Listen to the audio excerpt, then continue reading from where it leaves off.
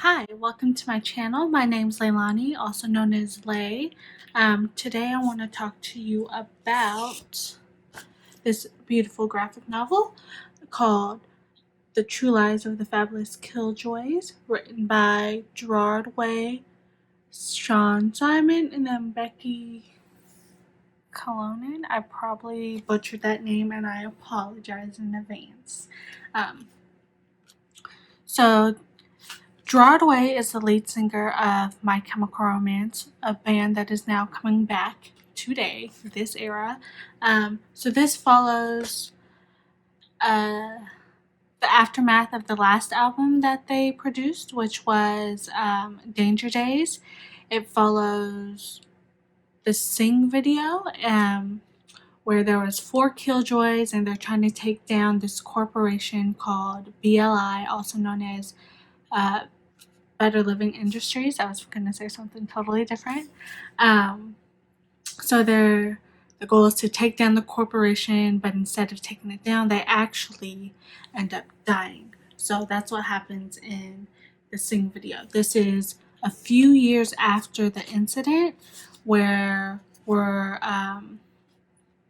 basically the killjoys are gone and people are in, I don't want to say chaos, but like BLI is making everyone in Battery City comply to their rules, and if you don't comply to the rules, you're gonna die. Or those people have moved out to the desert area, and they're living in like poverty, and they have no resources and no funding.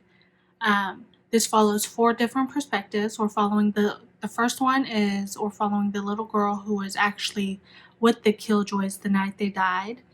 Where the second perspective is we're following one of the agents who's actually a part of the BLI corporation. The third perspective is we're following new rebels who are claiming to be the new Killjoys. Um, the fourth one is we're following someone who's actually in poverty or in Battery City, um, who's a robot. But they're in the section where it's like they're in the poverty section of Battery City, because I feel like when you look at it, you assume Battery City is all wealthy people and all people with higher class, but they do have like their districts where there's not enough funding and there's not a like you don't want to go into that area. So we're also following that character's perspective.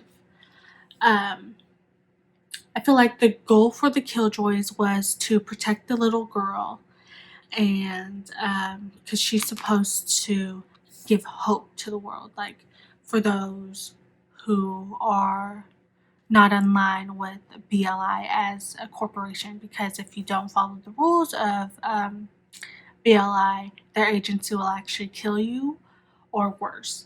Um, they have like 2 different types of minions. One's called like a Draculoid. I feel like I'm saying these words wrong. But a Draculoid where like they wear a mask, and like if you get one of these masks put on you, it would actually like take your soul, and you'll become a Draculoid with them. But then they also have these agents.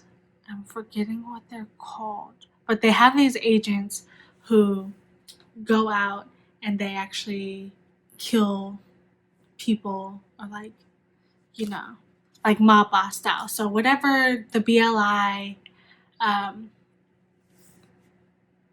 head person, I can't think, but basically whenever they say, oh, go kill this person, they got to go do that. So we're following all these characters in this story. So it's actually split up into different chapters, because I think what they just did was put all the um, single comics together and they just bound it up into this one big comic.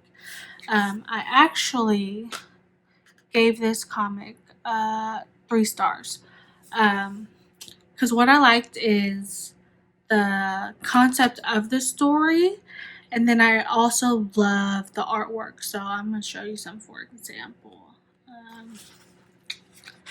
I'll just show you like the top pages. Like this is freaking beautiful. Let's see.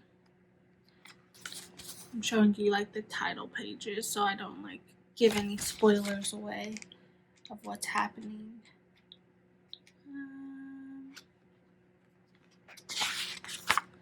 Alright, so the reason why I gave it 3 stars, like even though I like the concept of this story, I think that it was a little choppy how it was put together because you're following so many perspectives and it's like only a certain amount of pages that you don't get to connect with the characters or relate to them. So when certain situations were happening, it was hard for me to feel bad for the characters. Like, you know when you're supposed to feel sad or you're supposed to feel happy or you're supposed to feel like mad or whatever. But since there's so many perspectives, like immediately when you're supposed to feel sad, it goes to like the next perspective or the next scene. And I'm like, oh man, like how am I supposed to feel sad for you if you immediately like change the subject, right?